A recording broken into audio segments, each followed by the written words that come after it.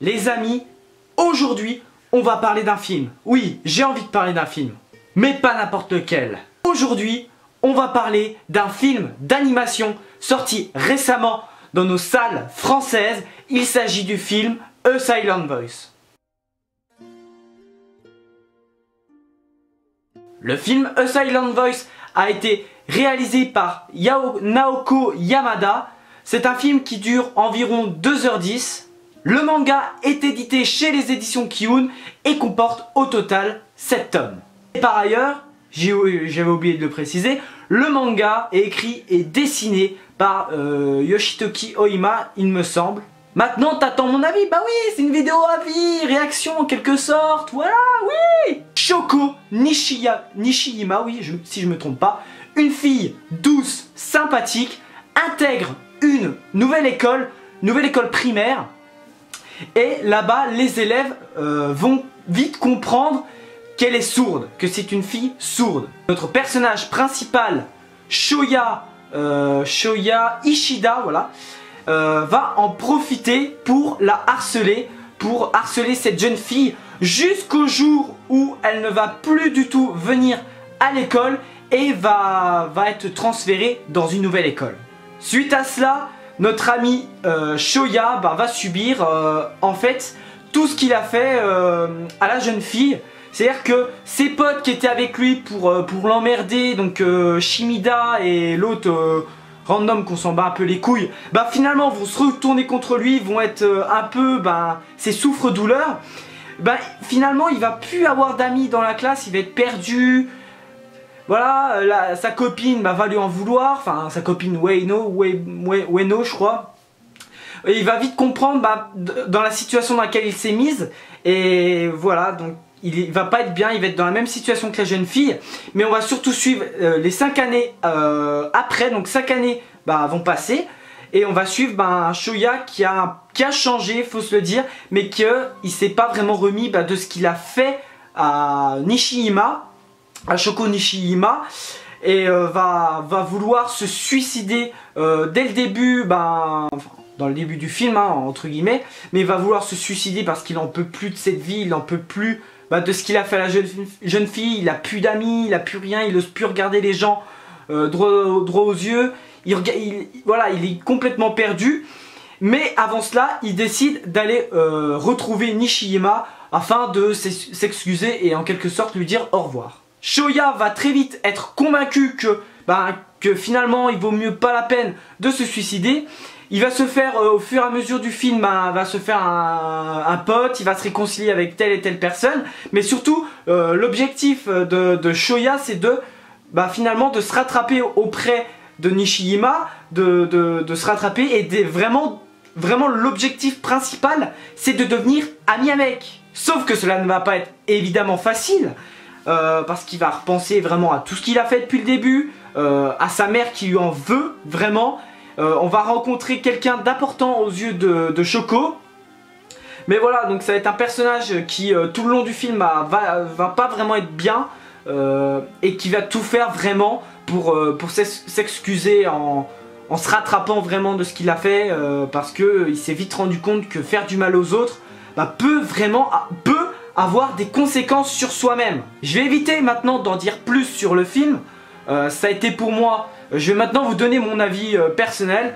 Voilà, j'ai pas envie de vous spoiler si vous n'avez pas vu pas vu le film. Alors je sais pas comment c'est en manga. Dites-moi si la fin du film, parce que je vais pas vous raconter comment s'est terminé le film, ce serait complètement débile. Mais dites-moi comment ça s'est terminé. Enfin si vous avez vu le film et lu le manga, dites-moi s'il y a une différence avec le manga. Ce serait bien parce que peut-être que je me mettrais au manga, pourquoi pas, ça peut être intéressant. Bon alors, le film, qu'est-ce que j'en ai pensé? Eh ben le film a été très beau, mais vraiment très beau, j'ai beaucoup aimé le film.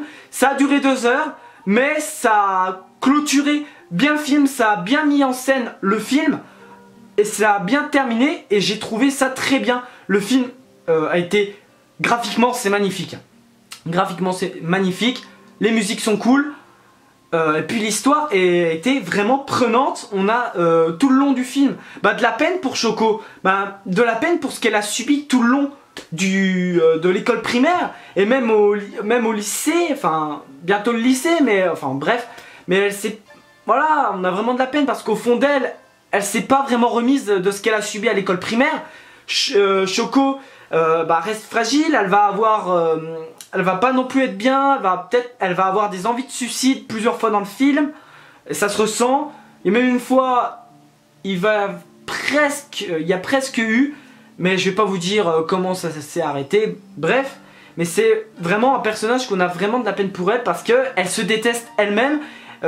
Même aux personnes qui la détestent comme Wino par exemple, elle lui pardonne sans cesse. C'est une fille vraiment très gentille, très douce malgré son handicap. Elle est sourde, donc elle parle la langue des signes. Mais du coup c'est plus facile pour elle. Mais voilà, tout le long c'est pas facile. Et l'auteur, franchement ça a été très bien transcrit. Et un très beau message moral pour nous en fait, pour les jeunes de maintenant. Et c'est un film que pour moi qui devrait être transmis dans des écoles, ouais je suis sérieux, dans des écoles primaires, dans des collèges, afin de montrer vraiment, pour montrer de façon ludique comment, entre guillemets, comment est le harcèlement, le suicide, tout ce que cela peut engendrer finalement. Et ça, j'ai trouvé ça très intéressant. Ensuite, un autre point que j'ai beaucoup aimé, c'est le personnage de Shoya. Un personnage qui au début on se dit c'est une petite brute, c'est un vrai connard avec la meuf.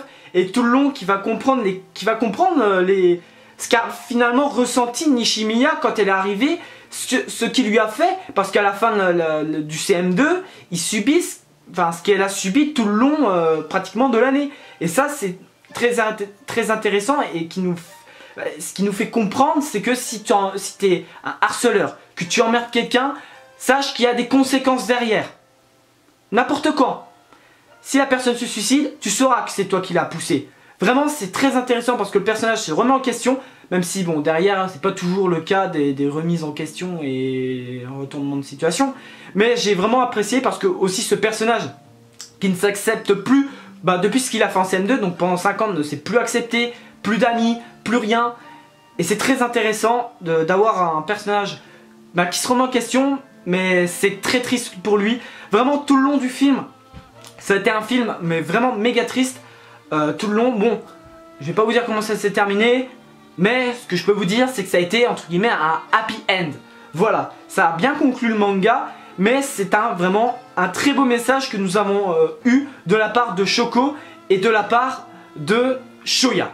En clair, en conclusion, c'est un film que j'ai beaucoup aimé, un film que je vous recommande fortement de regarder. Les musiques sont belles, les émotions sont bien transcrites et l'histoire est vraiment super cool et avec un aspect vraiment très psychologique. Donc les gens, je vous conseille vraiment d'aller voir le film quand ça sortira en DVD. Dites-moi en commentaire si vous voulez, comment est le manga en fait, si le manga est mieux que le film, si le manga, la fin est différente. Dites-moi ça tout en ne spoilant personne, ce serait sympa. Voilà. Sinon les gens, si cette vidéo vous a plu, n'hésitez pas à commente, voilà, et à liker, ça me ferait très plaisir.